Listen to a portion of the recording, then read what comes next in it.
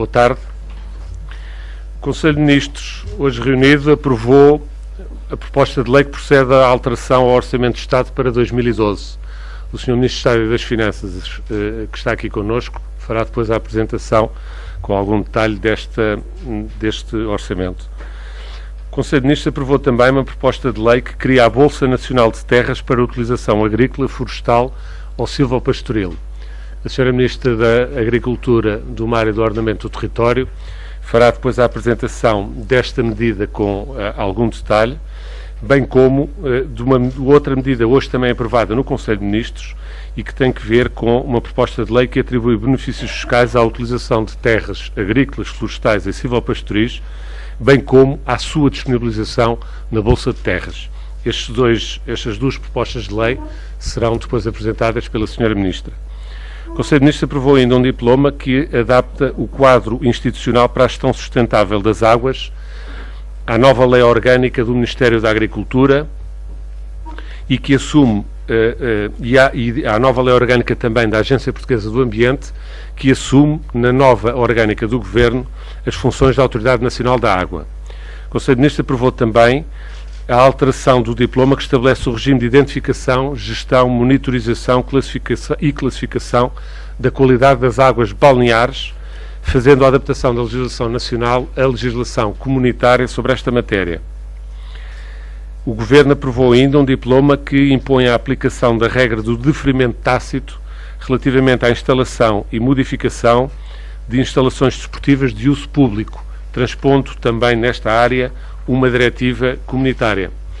O Conselho de Ministros aprovou um diploma que regula a organização do tempo de trabalho de condutores independentes em atividade de transporte rodoviário, transpondo para a ordem jurídica também uma diretiva do Parlamento Europeu e do Conselho. Hoje foi o dia das diretivas. O Conselho de Ministros aprovou ainda um outro diploma sobre uma diretiva comunitária relativo à detenção de fauna selvagem em jardins zoológicos, contemplando designadamente procedimentos para o exercício da atividade e funcionamento deste tipo de parques. Foram aprovadas ainda no âmbito do PREMAC 3 leis orgânicas, uma no Ministério da Defesa Nacional, a Lei Orgânica do Instituto de Defesa Nacional, e 2 na área da cultura, a Inspeção-Geral das Atividades Culturais e a Direção-Geral do Livro, dos Arquivos e das Bibliotecas. O Conselho de Ministros aprovou ainda uma resolução que autoriza a realização de despesa inerente à renovação do contrato quadro de fornecimento de serviços de suporte da Rede Nacional de Segurança Interna pelo período de 1 ano, prorrogando a sua vigência até 31 de dezembro de 2013, por forma a permitir até lá o lançamento e a realização de um concurso público internacional para os anos subsequentes. Foi também aprovado no Conselho de Ministros uma resolução que desafeta do domínio público militar a parcela de terreno denominada Campo de Aviação de Paramos, no Concelho de Espinho, tendo em vista a sua restituição à Junta de Freguesia de Paramos, que é a proprietária deste terreno. O Conselho de Ministros aprovou a resolução do Conselho de Ministros que aprova o relatório contendo a estratégia para os pagamentos em atraso há mais de 90 dias nas administrações públicas e hospitais EPE. É assim dado cumprimento ao estipulado no decurso da 3ª avaliação regular efetuada no contexto do Programa de Ajustamento Económico e Financeiro, em que ficou acordado que o pagamento de 1.500 milhões de euros ao subsetor da saúde estaria condicionado pela apresentação de uma estratégia de redução dos pagamentos em atraso há mais de 90 dias, o que fica hoje arrumado no Conselho de Ministros. O Conselho de Ministros aprovou, por fim, a designação do Presidente e 3 vogais permanentes da Comissão de Recrutamento e Seleção para a Administração Pública. Como sabem, trata-se de um procedimento que vai carecer agora da realização de audições no Parlamento, na Assembleia da República, e só depois é que se procederá à sua nomeação definitiva. Hoje o que o Conselho de Ministros aprovou foi exatamente, digamos, a validação dos nomes que hoje mesmo serão submetidos ao Parlamento para que o Parlamento possa desencadear as respectivas audições parlamentares. Voltará, depois dessas audições parlamentares, o assunto a Conselho de Ministros para uma decisão final sobre o assunto. Foi também aprovado no Conselho de Ministros uma resolução que nomeia os vogais executivos e não executivos para as comissões diretivas dos programas operacionais regionais do continente. E, por último, a última decisão de hoje no Conselho foi uma resolução que nomeia o Presidente do Conselho de Administração da entidade reguladora dos serviços energéticos, tendo o Governo optado por reconduzir o seu atual Presidente e titular no cargo. Eu passo então a palavra ao Sr. Ministro do Estado e das Finanças para fazer a apresentação do orçamento, da primeira alteração ao Orçamento do Estado para 2012. Muito obrigado, Sr. Secretário de Estado. Como o Sr. Secretário de Estado da Presidência do Conselho de Ministros disse, foi aprovada hoje em Conselho de Ministros a proposta para apresentar à Assembleia da República com a alteração ao Orçamento do Estado para 2012 e foi também aprovado um relatório com uma estratégia de diminuição dos pagamentos em atraso há mais de 90 dias por parte das administrações públicas. E eu falarei brevemente sobre estas duas questões. A alteração ao Orçamento do Estado para 2012 decorre, como sabem, da necessidade de incorporar o impacto da transferência parcial dos fundos de pensões dos bancos para o Estado, que foi acordada no final de 2011. Esta alteração orçamental está prevista desde que foi apresentado o Orçamento do Estado para 2012, mas só agora pode ser concretizada uma vez que a operação não estava concluída em outubro de 2011. Assim, e tal como foi previamente anunciado, não era possível à data quantificar os montantes envolvidos na transferência, nem os valores das pensões adicionais a pagar, pela qual a conta das administrações públicas não podia, então, incorporar os valores finais da operação. É interessante recordar que, à data da publicação da Lei do Orçamento do Estado, que foi em 30 de dezembro de 2011, não tinha ainda sido sequer publicado o diploma que previa a transferência parcial dos fundos de pensões. Assim, também numa perspectiva legal, a transferência dos fundos de pensões só ficou concluída no momento posterior ao do Orçamento do Estado para 2012. A alteração ao Orçamento de 2012, agora proposta, contém um conjunto limitado de outras alterações que decorrem da necessidade de proceder à compatibilização das hipóteses do Orçamento do Estado para 2012 com o cenário macroeconómico que decorre do terceiro exame regular ao Programa de Ajustamento e que difere do cenário que consta do relatório do Orçamento do Estado para 2012. Efetivamente, por exemplo, em 2012, a atividade económica deverá registrar uma contração de 3,3%, quando no relatório do Orçamento do Estado para 2012 estava prevista uma contração de 2,8%. Esta atualização da informação tem consequências quer do lado da receita, quer do lado da despesa. Do lado da receita, as receitas fiscais serão inferiores ao previsto inicialmente no orçamento e também se esperam menores receitas de contribuições sociais. Do lado da despesa, espera-se um aumento da despesa face ao orçamentado, sobretudo ao nível das prestações sociais, com particular destaque para o subsídio de desemprego. É importante sublinhar, e eu faço aqui uma pequena pausa para ênfase acrescida, é importante destacar que, tal como anunciado em ocasiões anteriores, o orçamento retificativo agora apresentado pelo Governo não prevê a necessidade de tomar qualquer tipo de medidas de austeridade adicional para respeitar os limites quantitativos incluídos no programa de ajustamento. Isto porque as variações que referi anteriormente são compensadas por variações noutras rúbricas da despesa e da receita, sem qualquer medida adicional de austeridade.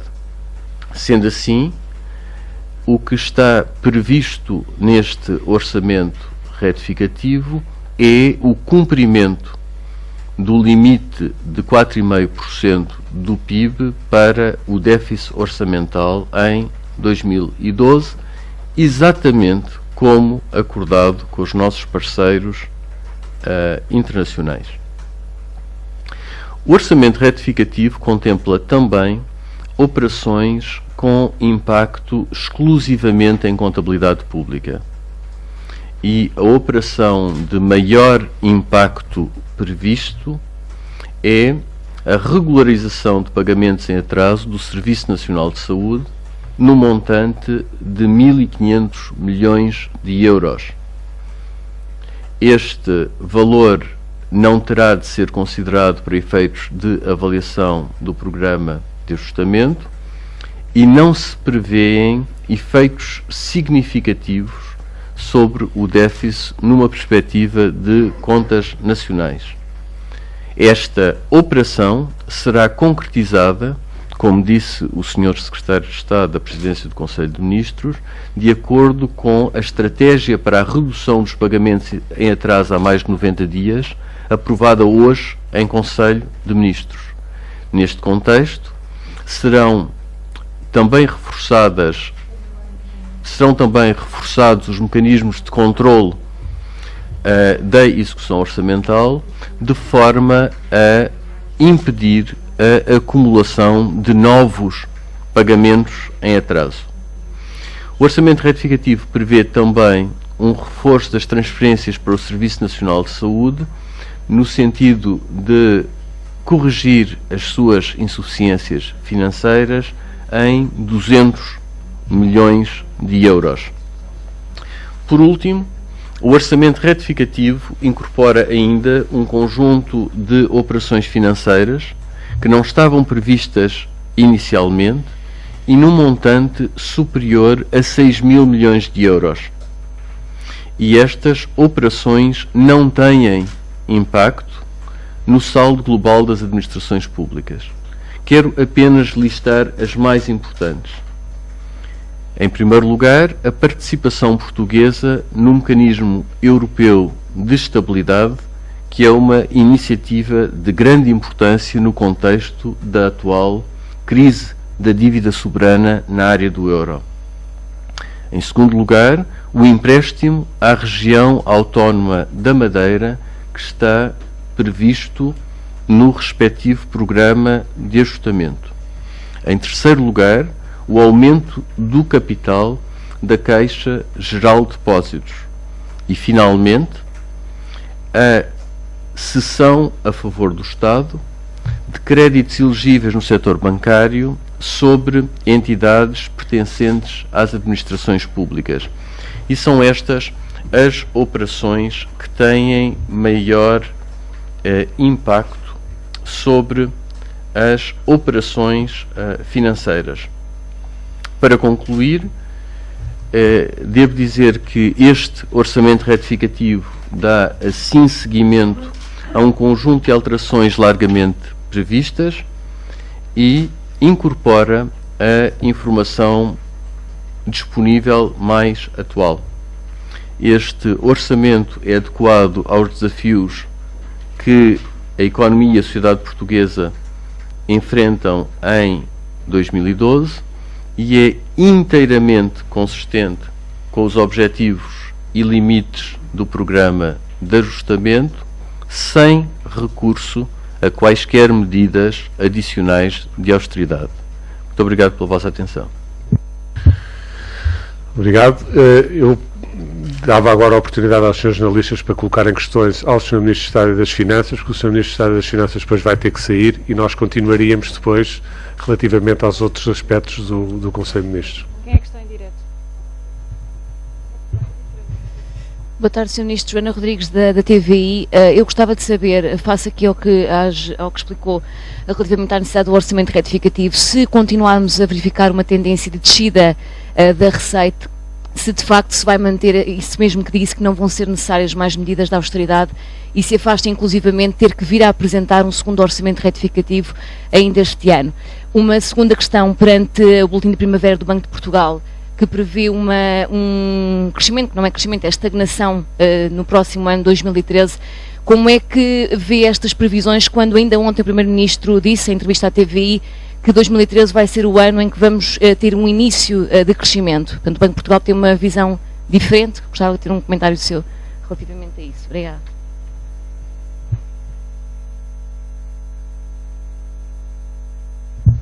Muito obrigado.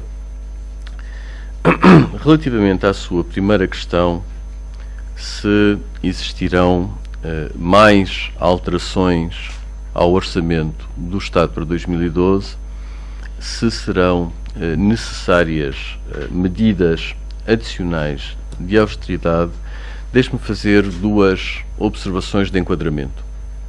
Eu tenho tido a oportunidade de dizer que um responsável pela condução de política não deve comentar cenários hipotéticos e, portanto, questões do tipo está em condições de garantir que não existirão medidas adicionais de austeridade, exclui completamente a hipótese de isto ou daquilo, são questões que nunca poderão ser comentadas em concreto.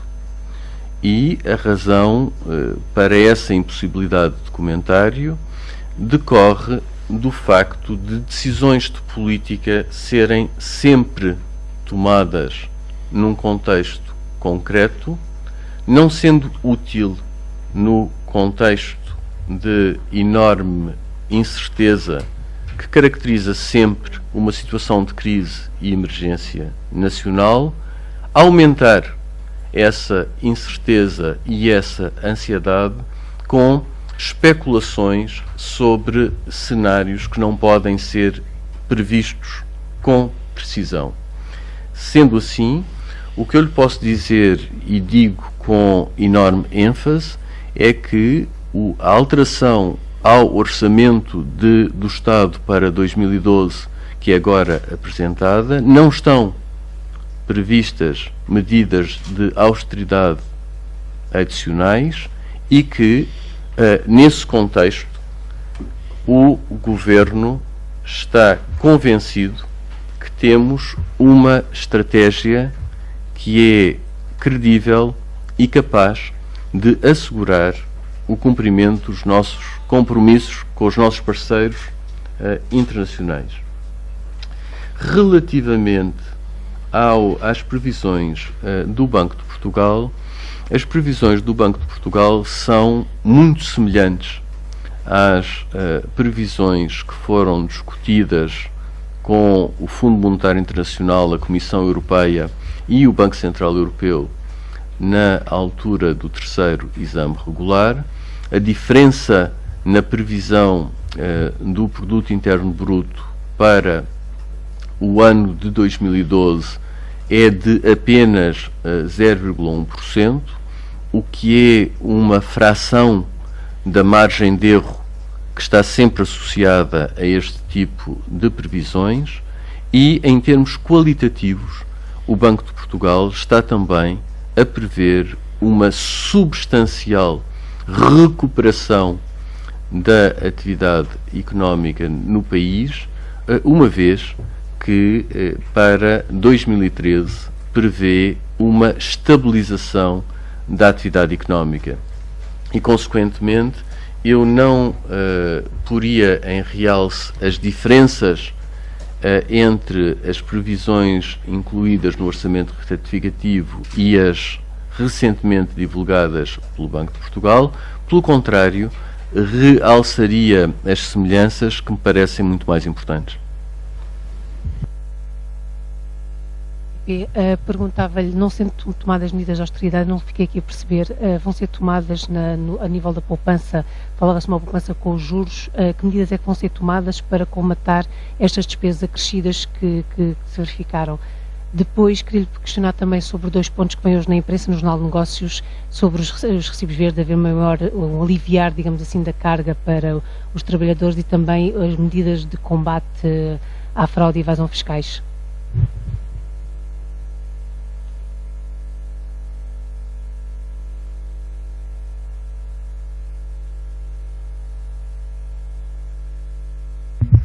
Muito obrigado.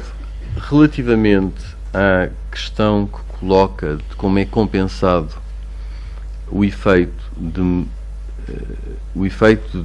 de alguma diminuição de receita e de aumento de despesa no orçamento retificativo, de forma a manter o cumprimento do limite do déficit, não querendo entrar em detalhes, as principais rúbricas de compensação têm que ver com uma variação significativa da despesa estimada com juros, que decorre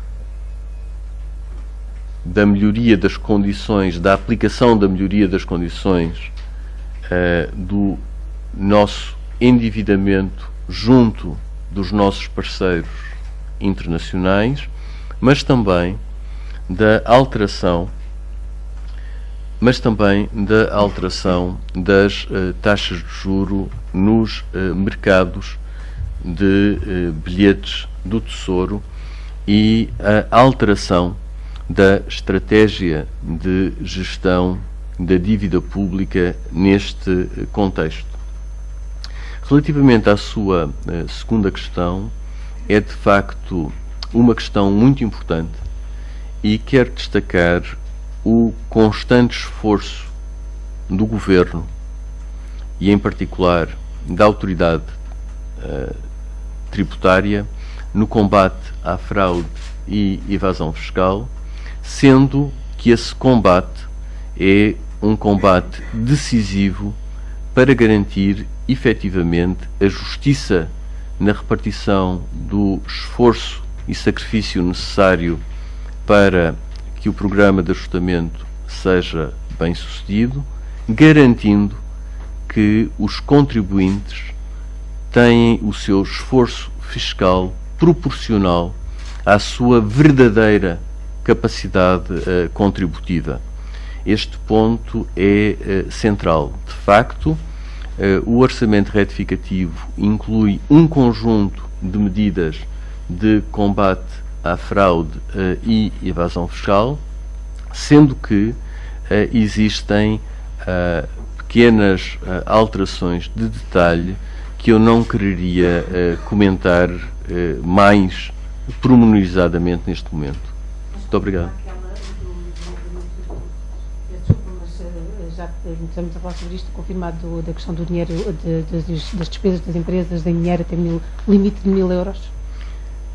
Essa medida faz parte, de facto, das medidas de combate à fraude e à evasão fiscal incluídas no orçamento retificativo. Sr. Ministro Joana Nabais, da SIC, agora em direto para a SIC Notícias, pedia-lhe que de uma forma muito genérica, correndo o risco de lhe pedir uma repetição, enfim, que de uma forma genérica nos pudesse resumir aqui qual é então esse enfoque do orçamento retificativo e as principais medidas que terão de ser tomadas para compensar esta evolução da despesa que será acrescida, e também o comentário óbvio aos números do Banco de Portugal, que prevê uma recessão mais profunda, uma décima, enfim, mais profunda que o Governo, e se isso poderá vir a obrigar a voltar a retificar as contas lá mais para a frente. Muito obrigado. Poderei ser muito curto. Relativamente à questão das previsões do Banco de Portugal, eu acho que o que há a destacar, como de resto já disse, é a semelhança entre as previsões agora divulgadas pelo Banco de Portugal e o cenário macroeconómico está incluído no orçamento retificativo e que foi acordado com a Comissão Europeia, o Banco Central Europeu e o Fundo Monetário Internacional no âmbito do terceiro exame regular do Programa de Ajustamento. Efetivamente, se nos centrarmos na previsão para a contração da atividade económica, estamos a comparar 3,3% com 3,4%, o que é uma diferença insignificante quando comparada com a margem de erro que estas previsões sempre têm. Do ponto de vista das implicações para as previsões orçamentais, essas implicações são verdadeiramente insignificantes e, portanto, não justificam qualquer alteração significativa nos números que são apresentados no orçamento retificativo. Em termos de enquadramento geral do orçamento retificativo, posso efetivamente apresentar uma síntese em muito breves palavras. Em primeiro lugar, e como é conhecido, esta alteração ao Orçamento do Estado para 2012 decorre da necessidade de incorporar a transferência parcial dos fundos de pensão dos bancos para o Estado. E esta necessidade foi claramente sinalizada na apresentação do Orçamento do Estado e repetidamente comentada durante o debate que seguiu à apresentação do Orçamento do Estado. A operação só foi efetivamente concluída formalmente no final do ano 2011, de resto, após a publicação da própria Lei do Orçamento do Estado. O orçamento retificativo permite também ao Governo fazer algumas atualizações importantes no quadro de informação que é usado para a programação orçamental, nomeadamente permite atualizar o cenário macroeconómico para refletir o que foi acordado com a Troika no âmbito do terceiro exame regular. Existem efetivamente implicações quer do lado da despesa, quer do lado da receita, mas para repetir o que disse na sua pergunta, e é inteiramente correto, o Governo não propõe, de resto de acordo com o que repetidamente anunciou em ocasiões anteriores, não propõe no orçamento retificativo quaisquer medidas adicionais de austeridade, uma vez que os ajustamentos à despesa e à receita são compensados por outras variações, tendo eu destacado as que têm a ver com o pagamento de juros da dívida pública, que são revistos em baixa, e a reprogramação do CREN. Sendo assim, será possível conformarmos com o cumprimento dos limites quantitativos do programa de ajustamento sem quaisquer medidas adicionais de austeridade. O orçamento retificativo comporta também alterações substanciais num conjunto de operações financeiras sem impacto no saldo das administrações públicas. E destaquei a participação portuguesa no Mecanismo Europeu de Estabilidade, o empréstimo à região autónoma da Madeira, que está previsto no seu próprio programa de ajustamento, o aumento de capital da Caixa Geral de Depósitos e a previsão da cessão a favor do Estado de créditos elegíveis do setor bancário sobre entidades pertencentes às administrações públicas. Muito obrigado. Boa tarde, Marta Rangel, do Económico TV. Eu gostaria de saber, face às previsões do Banco de Portugal, do Boletim da Primavera, sendo que prevê uma estagnação do crescimento económico para 2013 e as exportações vão crescer bem menos do que o previsto, 2,7% em comparação com a previsão anterior de 4,1%. Eu gostaria de saber se o Governo mantém a ideia de que em 2013 já vai haver crescimento económico, como ontem disse o Primeiro-Ministro, ou se prevê alguma medida adicional de incentivo à economia, às empresas, algum plano B para compensar este crescimento inferior do que o esperado. Uma segunda questão, a UTAO, a Unidade Técnica de Apoio Orçamental, diz que o déficit piorava mesmo sem as despesas extraordinárias que o Governo já enumerou. Se confirma que de facto este esforço orçamental está a correr menos bem do que o esperado? Muito obrigado pelas suas questões. A comparação com as previsões do Banco de Portugal deve ser feita com cuidado. A comparação que fez na sua pergunta é entre as previsões que o Banco de Portugal publica agora no Boletim da Primavera e as que publicou anteriormente no Boletim de Inverno. Efetivamente, não é essa a comparação que é mais relevante para a situação em que nos encontramos agora, uma vez que, desde esse momento até agora, verificaram-se um conjunto de alterações importantes.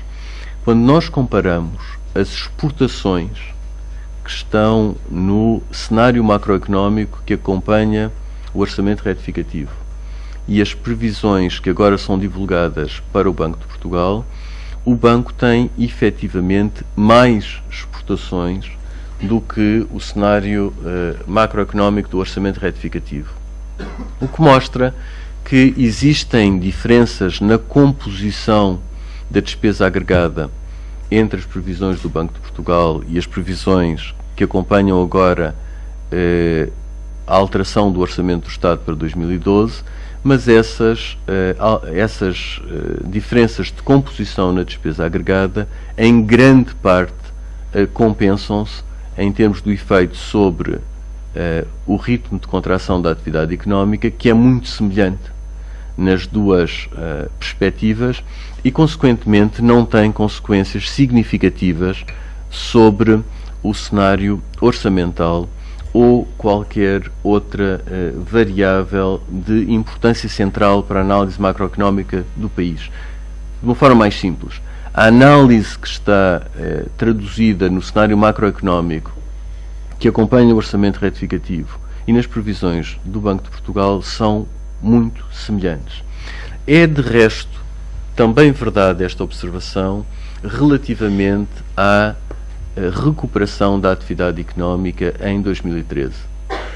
Efetivamente, se a seguir a uma contração de mais de 3% em 2012 tivermos um crescimento positivo ou nulo em 2013, será sempre verdade que a recuperação da atividade económica estará confirmada e que a atividade económica estará a recuperar relativamente aos níveis mais baixos que atingirá no decurso de 2012. Portanto, em termos de data da recuperação para 2013, parece-me que os perfis que estão implícitos nas duas previsões macroeconómicas são também muito semelhantes. Muito obrigado. Sr. Ministro, Miguel Ganhão, do Correio da Manhã. Eu queria fazer-lhe só duas questões que dizem respeito às receitas fiscais. Primeira é se o Governo já tem contabilizado, e terá certamente, a queda da receita fiscal para este ano. E quais são os impostos que mais vão cair, em termos de receita. E, em segundo lugar, é se esta quebra das receitas fiscais terá algum reflexo no prazo de reembolsos do IRS aos contribuintes. Muito obrigado.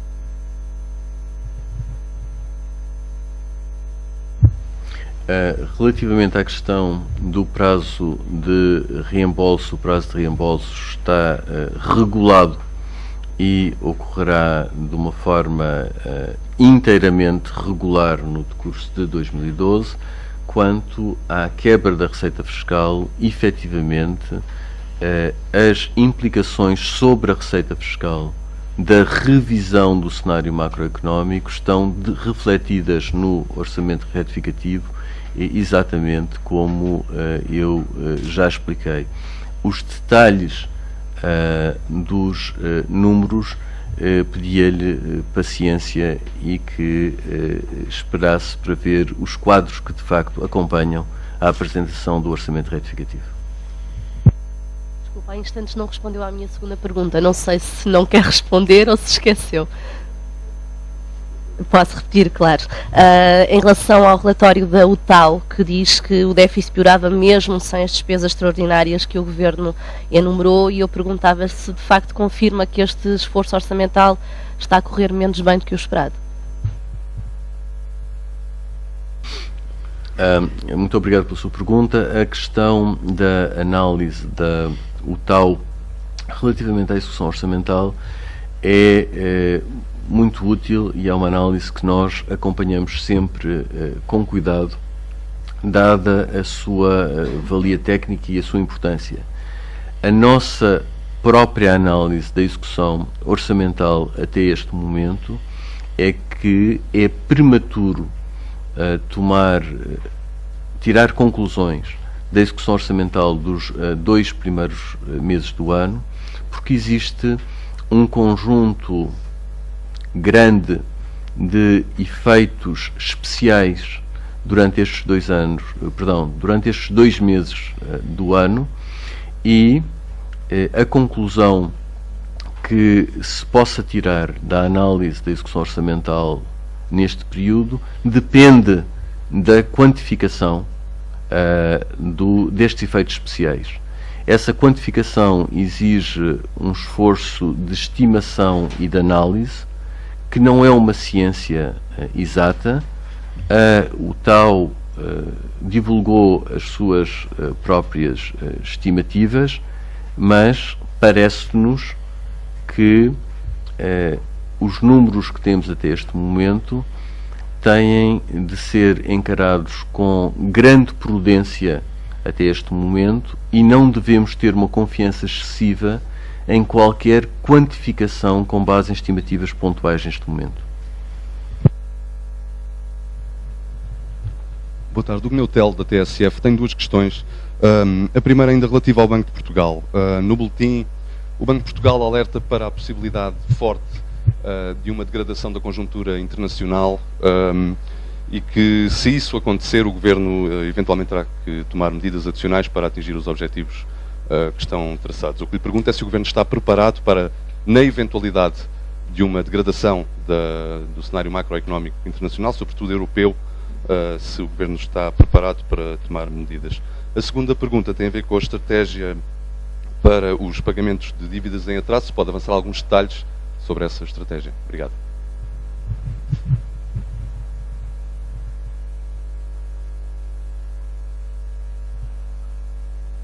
Muito obrigado. Relativamente à sua primeira pergunta, eu não posso deixar de repetir que um responsável pela condução de política não deve comentar cenários hipotéticos. Mas, uma vez que esta é uma pergunta insistente, deixe-me tentar explicar a minha relutância de outra maneira. Quando se gere a política em momentos de crise, essa gestão da política económica é necessariamente um exercício de gestão de riscos. Se não houvesse qualquer risco de que as coisas corressem mal, dificilmente se poderia caracterizar a situação como uma situação de crise. Se, por outro lado, não é verdade, tivéssemos uma situação em que não houvesse qualquer esperança, não teríamos uma situação de crise, teríamos uma situação de catástrofe. Ora, sendo assim, e sendo inegável que vivemos numa situação de crise, não é possível excluir completamente a possibilidade de materialização de riscos. Mas, para repetir, a condução de política económica em crise é um exercício de gestão de risco. Não é, no entanto, aconselhável especular sobre formas particulares de materialização desses riscos ou sobre a resposta que seria dada no caso desses riscos se materializarem. E simplesmente porque é completamente diferente falar de riscos em abstrato ou ter de gerir riscos em concreto. E é no momento em que a situação concreta se materializa que se pode desenhar a melhor resposta política nas condições concretas. E, consequentemente, repito que não faz sentido fazer um comentário sobre contingências não realizadas. Relativamente à questão da estratégia de pagamento peço desculpa. A estratégia para a redução dos pagamentos em atraso há mais de 90 dias, essa estratégia é baseada num conjunto de princípios que são princípios importantes. O primeiro princípio é o da responsabilidade pelo pagamento das dívidas por parte das entidades responsáveis pela sua acumulação. O segundo princípio é o de que é necessário ter em aplicação procedimentos e regras que impeçam a acumulação de novos pagamentos em atraso. Portanto, a estratégia de redução dos pagamentos em atraso passa efetivamente pela necessidade de evitar a sua repetição. Um outro aspecto importante, mas que não é um princípio, é que, de facto, a diminuição dos pagamentos em atraso e a transição para um regime de verdade orçamental e de pagamento pontual por parte das entidades do setor público administrativo será muito importante para a melhoria das condições de financiamento económico e financeiro da economia portuguesa, não só porque permite uma maior liquidez por parte dos fornecedores do setor público, mas também porque permite diminuir de forma significativa a incerteza em que estes agentes têm de desenvolver a sua atividade.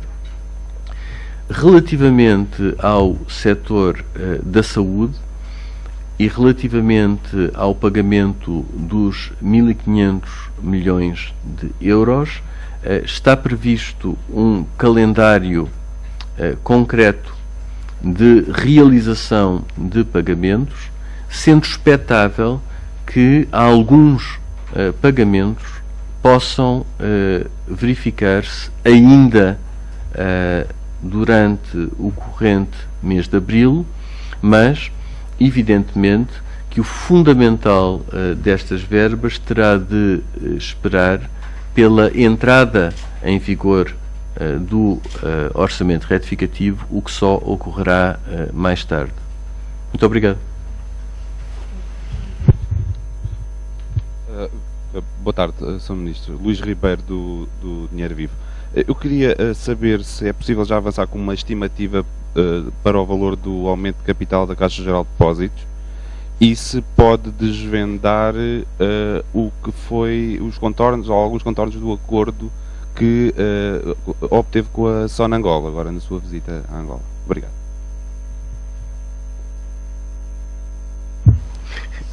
Muito obrigado. Estas duas perguntas serão as duas últimas perguntas a que responderei, porque tenho efetivamente de me ausentar. A questão da minha visita a Angola não foi de todo discutida no Conselho de Ministros e, portanto, eu poderia evitar responder essa sua pergunta, mas, no caso, não houve entre mim e a Sonangol nenhuma negociação e não tendo havido nenhuma negociação, não houve nenhum acordo. Houve uma troca de impressões franca, em que foram conversados aspectos importantes da atividade da Sonangol no setor da energia e também algumas questões relativamente à atividade da Sonangol como acionista noutras áreas. E desse ponto de vista julgo que a compreensão do contexto em que a atividade da empresa se desenvolve melhorou muito consideravelmente da minha parte, dada a qualidade da informação que me foi prestada e a franqueza da conversa. Relativamente à Caixa Geral de Depósitos, é bem conhecido que se prevê um reforço no capital da Caixa Geral de Depósitos durante o primeiro semestre deste ano. É bem conhecido a determinação do acionista da Caixa Geral de Depósitos, que é o Estado, em realizar esse aumento de capital. Relativamente a montantes, calendários ou modalidades, eu não quereria fazer qualquer comentário neste momento. Muito obrigado. Antes de passarmos ao seguinte, à parte restante, eu peço só 2 segundos de interrupção para que o Sr. Ministro de Estado e das Finanças possa ausentar-se.